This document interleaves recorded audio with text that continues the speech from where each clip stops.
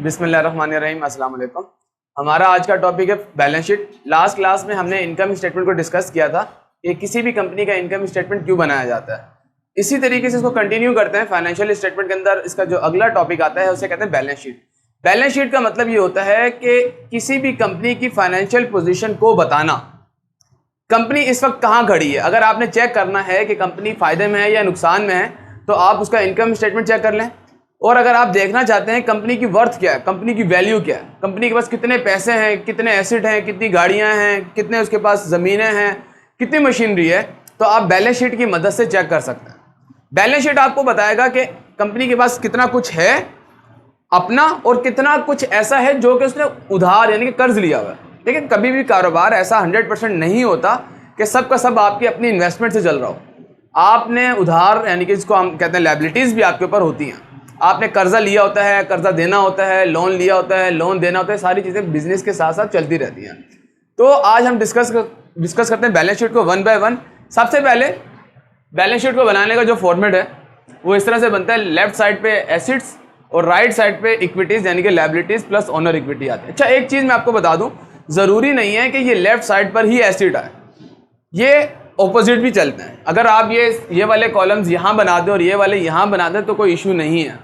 Professionally अगर आप companies के बैलेंस शीट देखेंगे वेबसाइट पे जाके तो आपको ये यहाँ और ये यहाँ और ये ऊपर नीचे भी नज़र आएंगे। इशू कुछ भी नहीं है। अगर आप उस मेथड को फॉलो करें या इसको फॉलो करें कोई इशू नहीं है। लेकिन इंटरमीडिएट और ग्रेजुएशन और MBA लेवल के अंदर सारा यही मेथड पढ़ाया जाता है और ये आसान मेथड, कोई मुश्किल मेथड नहीं है। सबसे पहले कंपनी का नाम आ जाएगा।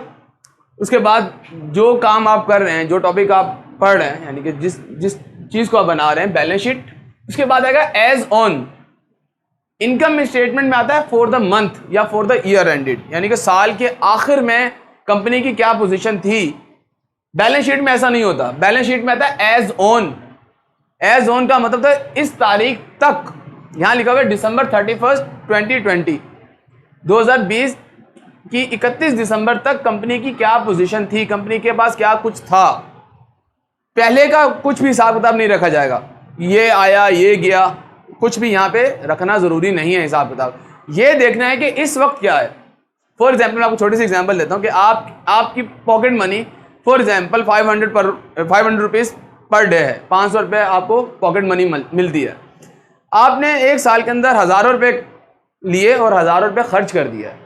अगर मैं आपको समझाऊं कि वो चीज़ कहलाएगी इनकम स्टेटमेंट आपकी।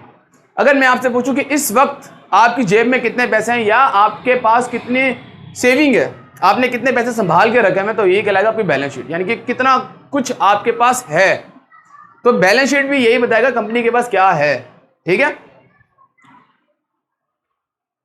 मेन हेडिंग आ जाएगी एसेट्स की और राइट साइड की मेन हेडिंग आ जाएगी लायबिलिटीज प्लस ओनर इक्विटीज की। यहाँ पे आप जस्ट इक्विटीज भी लिख सकते हैं, कोई इशू नहीं है।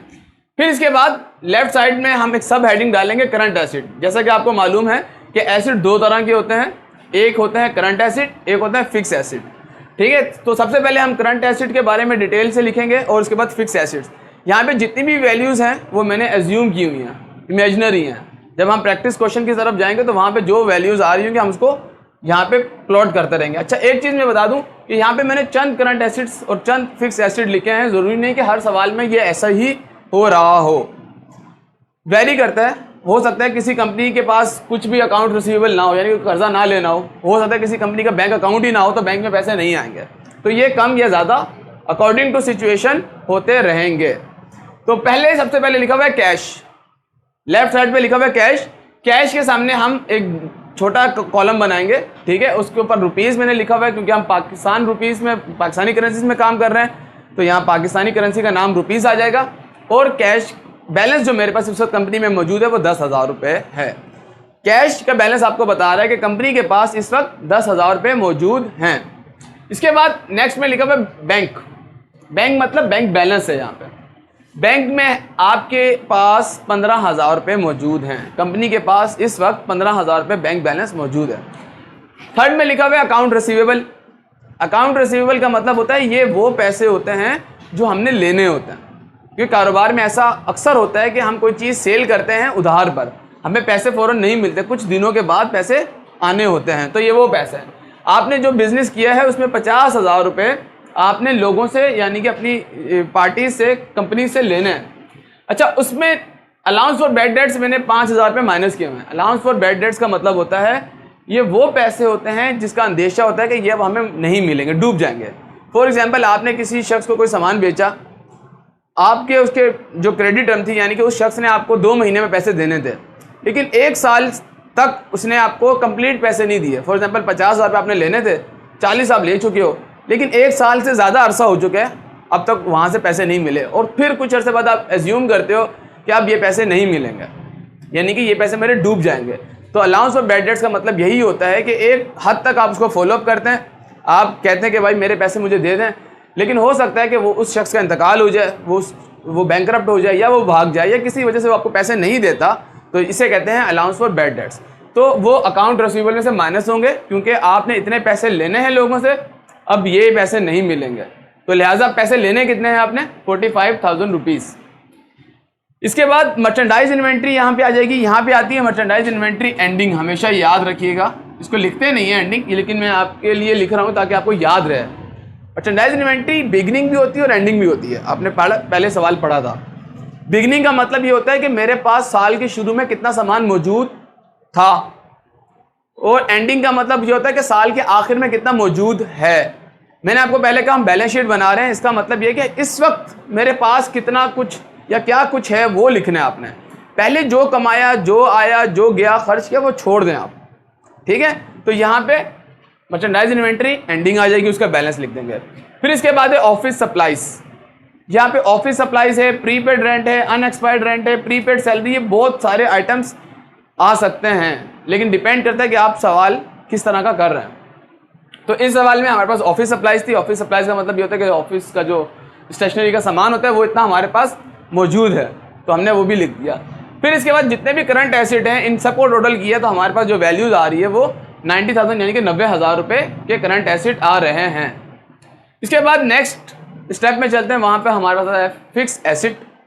फिक्स एसेट जैसे कि आपको मालूम है वो एसेट होते हैं जो कि 1 साल से ज़्यादा अरसे में सेल आउट होते हैं या जिनकी वैल्यू ज़्यादा अरसे में डेप्रिशिएट होती है। तो फिक्स एसेट वैसे तो बहुत सारे होते हैं, लेकिन मैंने यहाँ पे सिर्फ 3 फिक्स एसेट लिखा है। इक्विपमेंट है, फर्नीचर है, मशीनरी है।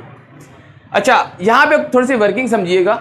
यहाँ पे हमारे पास 2 फिक्स एसेट ऐसे हैं जो कि डेप्रिशिएट नहीं हो रहे। वैसे डेप्रिसिएशन होता है, हर फिक्स एसेट का डेप्रिसिएशन होता है, लेकिन मैंने यहाँ एज्यूम किया 2 फिक्स एसेट ऐसे हैं, एक इक्विपमेंट है, दूसरा फर्नीचर है, जो कि डेप्रिशिएट नहीं हो रहे। अगर इसमें किसी किस्म की कैलकुलेशन नहीं करनी तो आप डायरेक्ट सेकंड कॉलम में लिख देंगे इसको।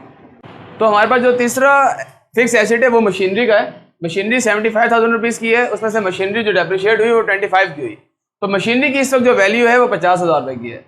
तो जितने भी फिक्स एसेट हैं इनको प्लस करने के बाद हम लोग यहाँ लिखेंगे, और करंट एसेट और फिक्स एसेट को प्लस कर दें तो टोटल जो हमारे पास एसेट आ रहे हैं वो 3,05,000 रुपये के आ रहे हैं, ठीक है।